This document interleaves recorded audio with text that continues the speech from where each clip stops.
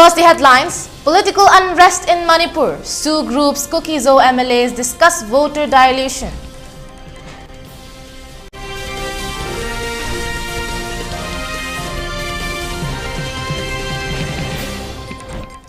Eight BJP MLAs win uncontested before assembly elections as opposition withdraws nominations in Arunachal Pradesh.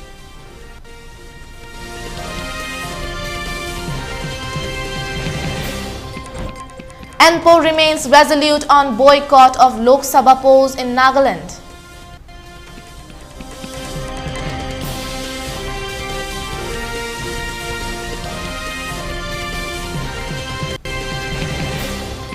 The Northeast Petroleum Dealers Association defers 48-hour strike amidst election code of conduct.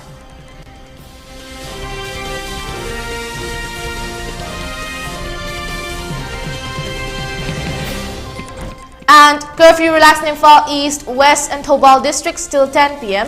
For Kokching district, curfew has been relaxed till 8 p.m. In Bishnupur district, curfew has been relaxed till 5 p.m. today.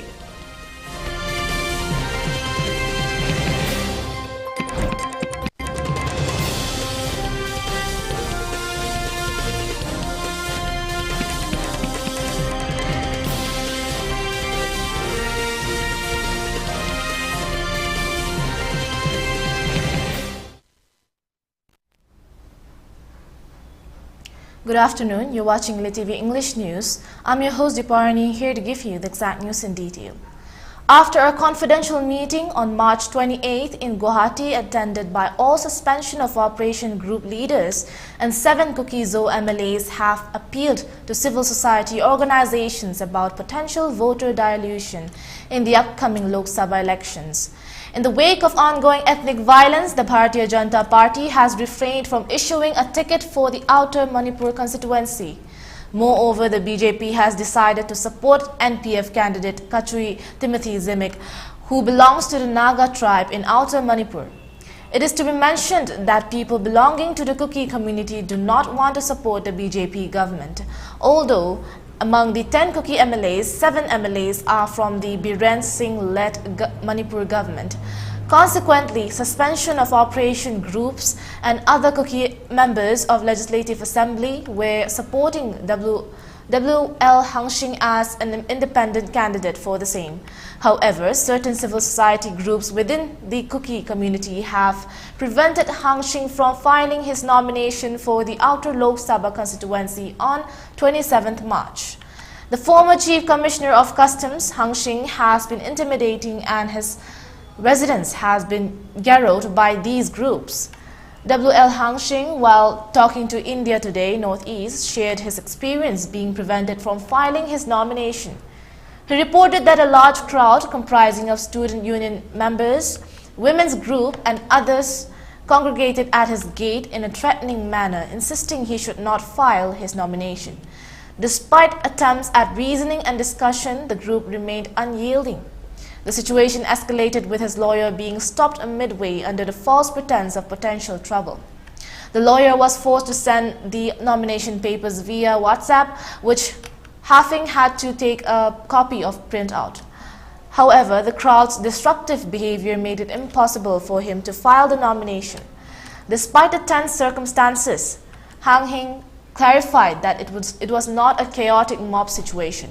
He even invited the crowd inside for further discussion, but to no avail. In a recent undisclosed meeting, a suspension of operation group leader who wished to remain anonymous appealed to the community to not scatter their votes.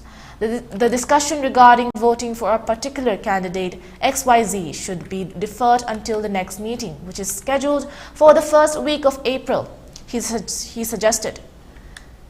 The exact date for this meeting is yet to be revealed, but it is expected to happen before the voting day on April 19th. The leader clarified that W.L. Hangshing, though not a BJP candidate but an independent one, was prevented from filing the nomination by an unidentified crowd.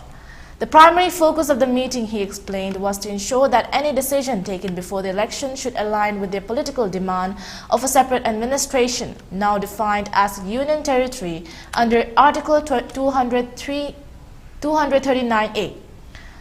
This demand forms the crux of the discussions and future actions.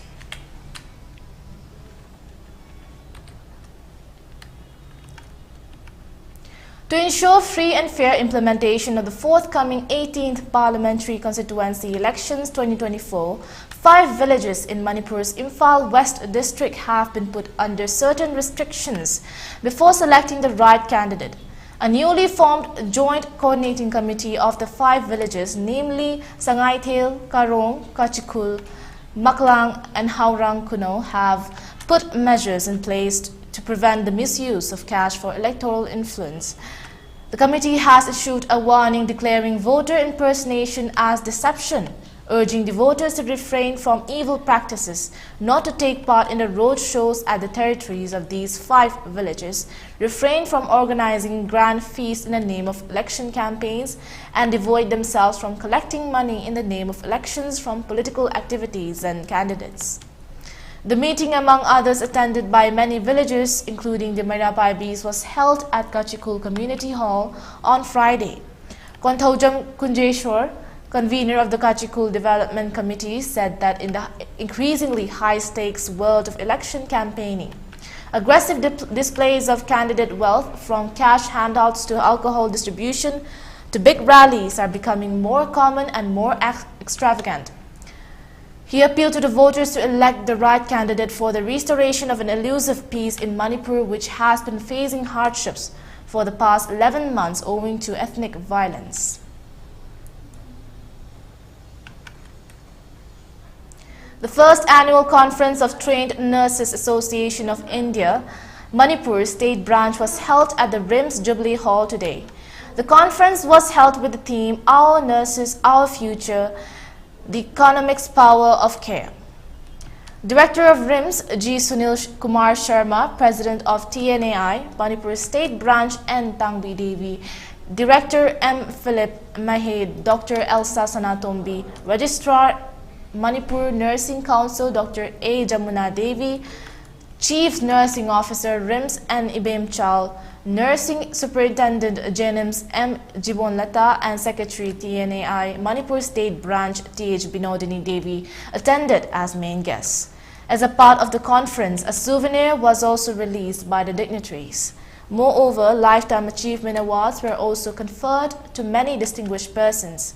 Speaking on the occasion, Director of RIMS, Dr. Sunil Kumar, expressed the role of nurses in the field of health sector. He also emphasized the theme of the conference.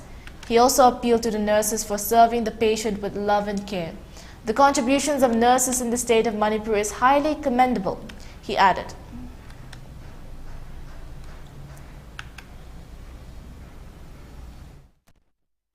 Also, we all know there is a global shortage of health workers, particularly the nurses and midwives, who represent more than 50% of current shortage of health workers.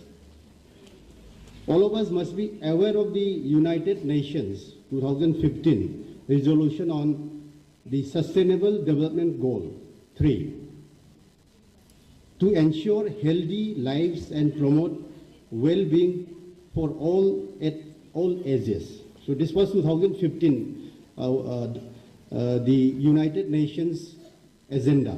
By 2030, we should be able to attain this health for all. The Bharatiya Janata Party has clinched victories in Arunachal Pradesh even before the commencement of the assembly elections, with 8 of its candidates winning uncontested following the withdrawal of nominations and rejection of opponents. The Chief Minister of Arunachal Pradesh, Pema Khandu, secured an uncontested win from the Mukto Assembly constituency in Tawang. Additionally, BJP candidates Air Hage Appa from Zero, Muchu Mithi from Roing, Air Ratu Techi from Segali, Techi Kaso from Itanagar, Jike Tako from Tali, and Nyato Dukam from Taliha emerged victorious without facing any opposition. One notable triumph was that of the Dasanglu Pul, affectionately known as the Iron Lady of Anjo district, who secured a victory without contest after her opponent, Bufutso Krong of the Congress party, withdrew his nomination. Dasanglu Pul, a BJP MLA from the Hayuliang Assembly constituency, has been a prominent figure in Arunachal Pradesh politics since her election in 2016, succeeding her late husband, former CM Kalikopu. Tanahali Tara, the BJP candidate from the 14th Doimu constituency, stated the party's dominance in Arunachal Pradesh. Speaking exclusively to the India Today Northeast, Tara highlighted the overwhelming support for the BJP in the state. With 2 BJP candidates winning uncontested out of 3 constituencies in Papum Pare district, Tara asserted that the BJP remains the preferred choice among the voters.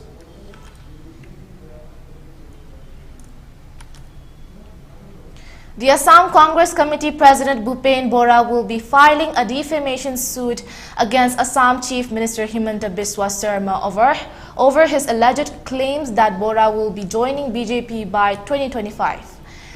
Speaking to a news channel, Bora said that his lawyers are getting the papers and documents readied for the same. Assam Chief Minister Himanta Biswa Sarma has been a bold assertion regarding the potential defection of Bhupen Bora from the Congress to the Bharatiya Janata Party in 2025. Sarma emphasized his confidence in Bora's transition, likening it to the assurance associated with Prime Minister Narendra Modi's leadership. Addressing the media, Sarma urged he will come around January to March month of 2025.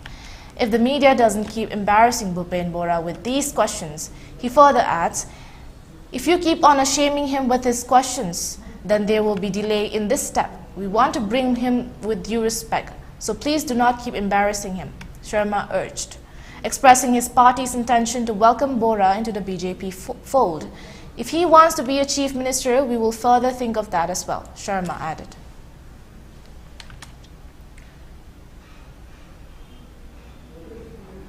The Eastern Nagaland People's Organization (ENPO) has reaffirmed its commitment to the boycotting of the Lok Sabha elections in protest against the unfulfilled demands for the frontier Nagaland territory.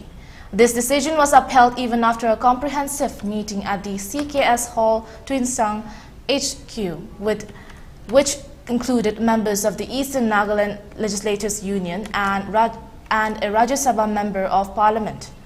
ENPO President R. Sapikyu Sangtam stated that the Chenmo resolution's decision to boycott both state and central elections established on Feb 23 still holds.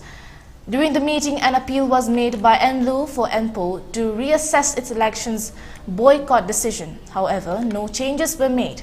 Sangtam clarified that the meeting functioned as coordination committee and acknowledged a previously existing communication gap between ENPO, NLU and the public, which has now been resolved. The state of public emergency in the eastern region will continue, as mentioned by Sangtam. A draft proposal discussed in meeting between Chief Minister Nefurio and Union Home Minister Amit Shah earlier this year was also considered. However, no additional details were disclosed.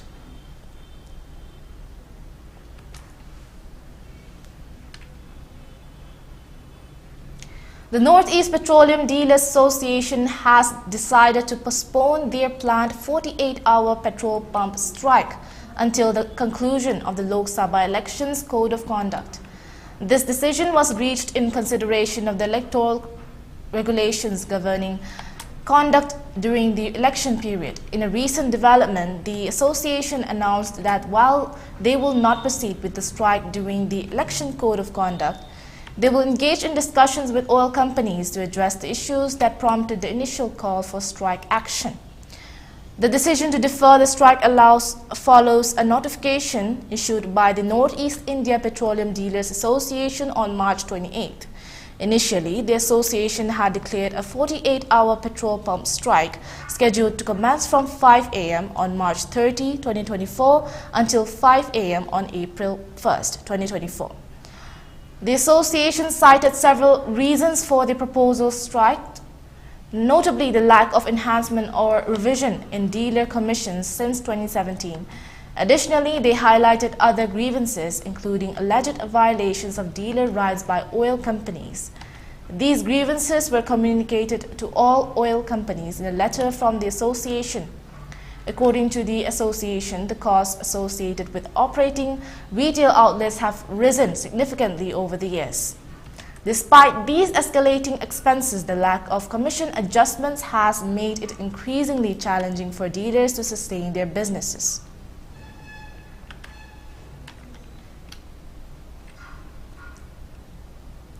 Transgender advocate Swati Bidhan Barua, accused in the suicide case of her partner Mansoor Alam, was granted bail on March 29th after spending a month in jail. Barua was arrested on March 1st in connection to Mansoor's death. She was accused of inflicting mental harassment on Mansoor, leading to his suicide. Her bail was granted by the District Magistrates Court after the investigating police officer failed to produce the case diary. The bail was set at Rs 30,000 with a surety. Mansoor and Barua's relationship was reportedly troubled with allegations of mental harassment by Barua. She had also allegedly pressured Mansoor into marriage and accused him of rape. However, she later claimed rape against the deceased Mansoor and contested his bail. Mansoor's family claims he was employed at Barua's residence for over a year and that an illicit relationship developed between them.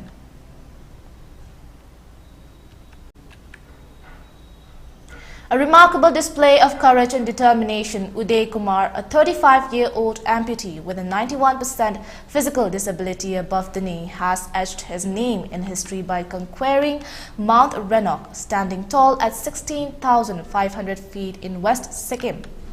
This extraordinary feat is organized by the Himalayan Mountaineering Institute in Darjeeling and led by Group Captain Jay Kishan. From March 5th to March 18th, 2024, Kumar embarked on a journey fraught with challenges, navigating treacherous slopes and facing unpredictable weather conditions. Undeterred by the adversities, his wavering resolve propelled him forward, culminating in a historic moment atop Mount Ranok. Here, amidst the breathtaking panorama of the Himalayas, Sri Kumar proudly unfurled the largest Indian flag ever raised on the mountain, measuring an impressive 780 square feet, thus setting a new world record. Kumar's path to success was anything but easy, marked by a grueling trek spanning nearly 100 kilometers across diverse terrain. However, with the support of a dedicated team exemplifying unity and inclusivity, he defied all odds and emerged triumphant.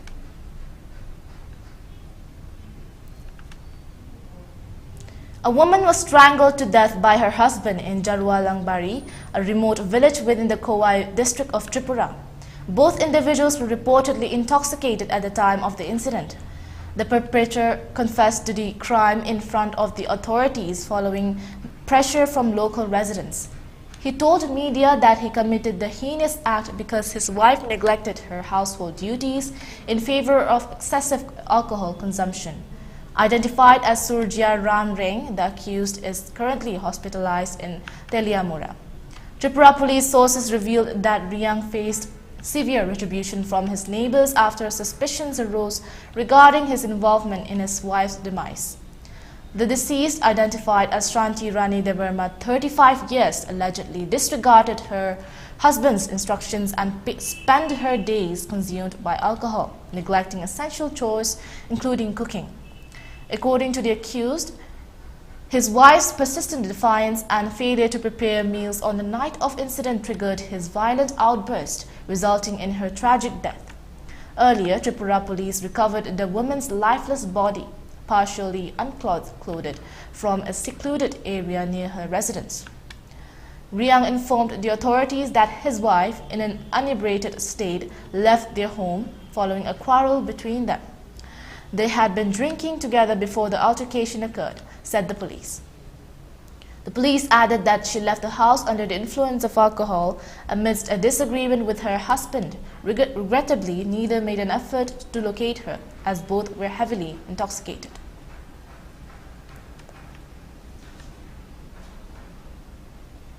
Today is Rang Panchami. Rang Panchami is a Hindu festival celebrated just 5 days after the colorful festival of Holi. It is observed on the Panchami, that is 5th day of Krishna Paksha during the Chaitra month of the Hindu calendar. It is celebrated with full fervor in the states of Madhya Pradesh, Maharashtra, Goa and some regions of North India.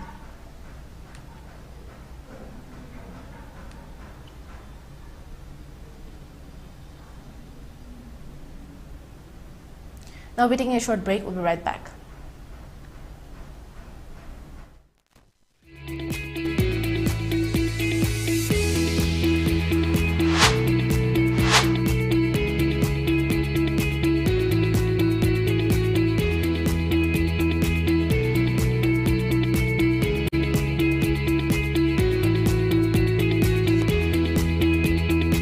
The pinnacles of success for your children, get enrolled to one of the finest schools in Northeast India, UNESCO School, Excellence in Education. Gear up for the future with Quantum University. Write your success story with our new age programs that shall be amongst the top 3 most rewarding careers in India and across the globe in the next decade. One of the reasons why Quantum is a leading private university in India is these world-class partnerships which makes it stand out among the rest.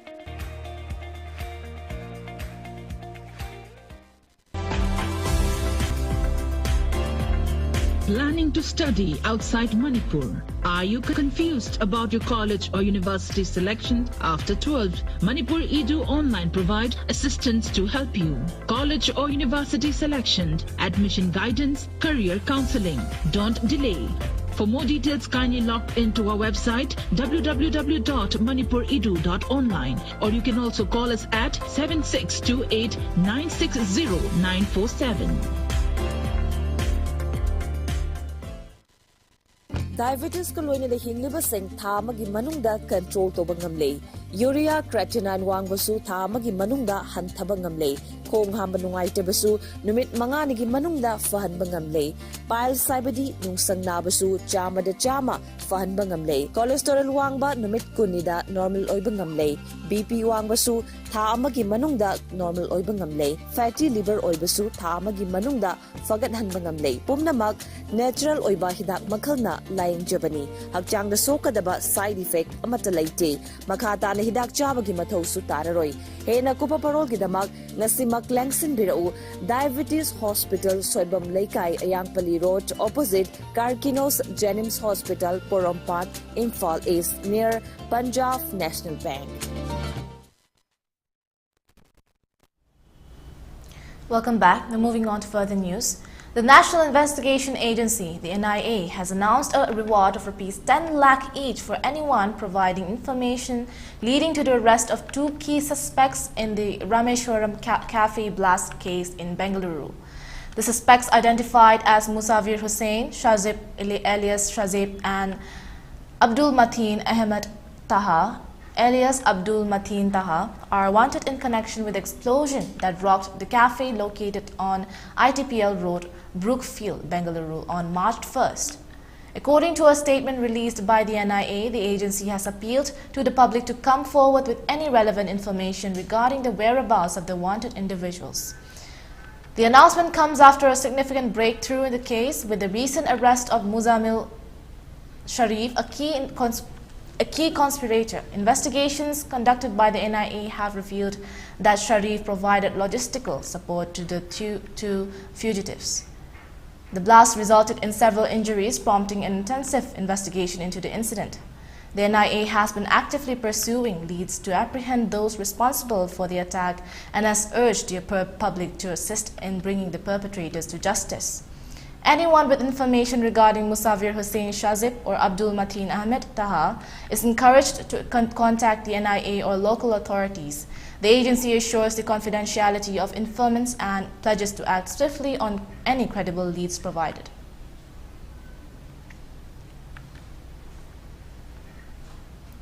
The Nagaland police has successfully intercepted and seized a suspicious vehicle bearing the registration number AS01AH4226. The vehicle, believed to be carrying narcotics, was apprehended during a routine inspection in the Amtala area.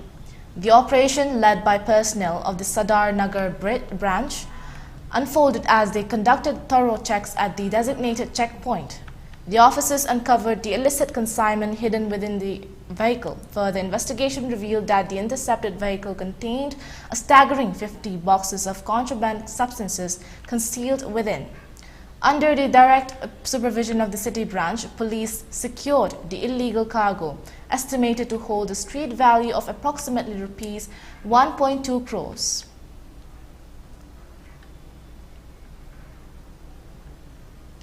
An earthquake of magnitude 2.9 occurred only 19 minutes ago, 10 km west of Shillong, India, India's National Center for Seismology reported. The quake hit at a shallow depth of 10 kilometers beneath the epicenter near Shillong, East Khasi Hills District, Meghalaya, India, in the afternoon on Friday, March 29, 2024 at 4:53 p.m. local time. The exact magnitude, epicenter and depth of the quake might be revised within the next few hours or minutes as seismologists review data and refine their calculations or as other agencies issue their reports. Towns or cities near the epicenter where the quake might have been felt as very weak shaking include Shillong, located 10 kilometers from the epicenter, and Mairang, 15 kilometers away. In Cherrapunji, Nongpo, Noingstoin, Chatak, Guwahati and North Guwahati, the quake was probably not felt.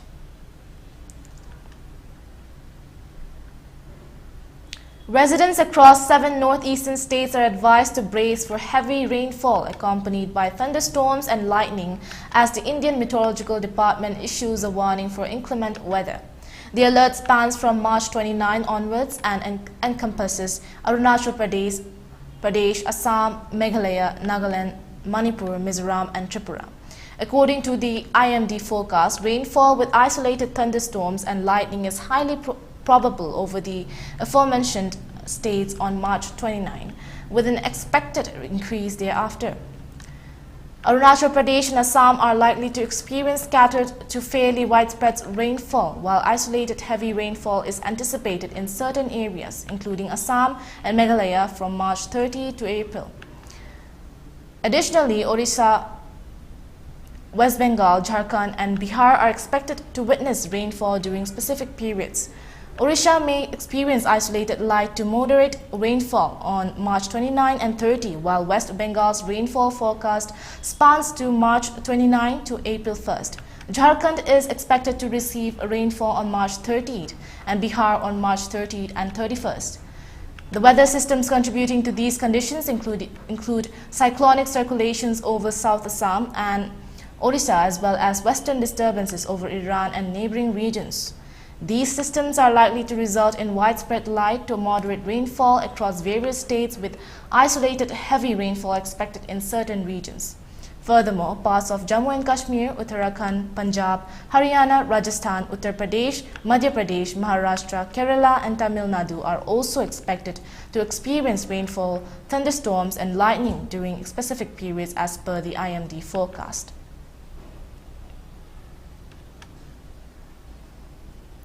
The Indian Navy rescued a hijacked Iranian fishing vessel and its 23 Pakistani crew members on Friday, following over 12 hours of intense coercive tactical measures in an anti-piracy operation, officials stated.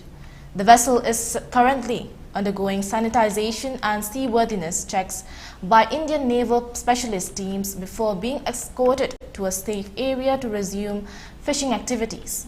The hijacked vessel, reportedly boarded by 9 armed pirates, was intercepted on Thursday by INS Sumedha and later joined by guided missile frigate INS Trishul. The pirates eventually surrendered and the crew was safely rescued.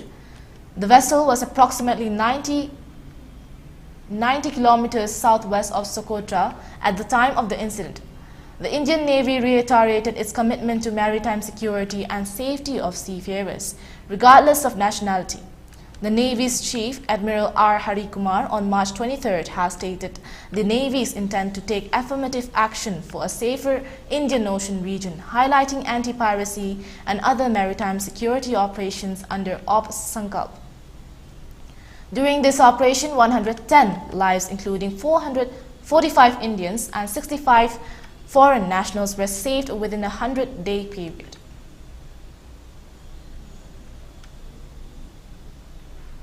Upon improvement in the law and order situation in the Valley districts, curfew has been relaxed till 10 p.m. today in Imphal East, Imphal West and Thoubal districts. In Kaching district, curfew has been relaxed till 8 p.m. today. However, in Bishnupur district, curfew has been relaxed till 5 p.m. today. Traffic is seen as usual on the roads. Most of the shops and markets were opened. Several people purchased their essential items during the curfew relaxations. For ELITETV News Channel, contact to the email address info@elitetv.in or 9402890982 and subscribe to ELITETV YouTube channel or follow on Facebook page, Instagram, and X for more information about the channel. Last but not least, let's look at headlines once again. Political unrest in Manipur. Sioux groups, Kukizo MLAs discuss voter dilution.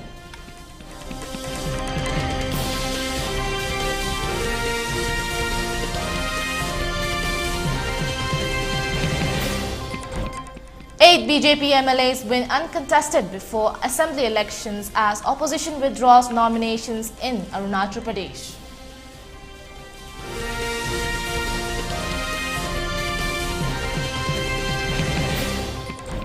Manipur remains resolute on boycott of Lok Sabha polls in Nagaland.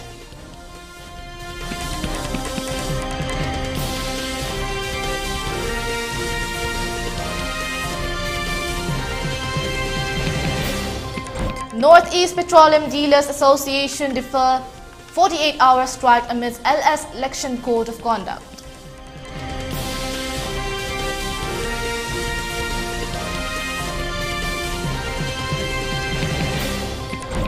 And curfew relaxed in Imphal East, West and Thoubal districts till 10 p.m. For Kaching district, curfew has been relaxed till 8 p.m. In Bishnupur district, curfew has been relaxed till 5 p.m. today.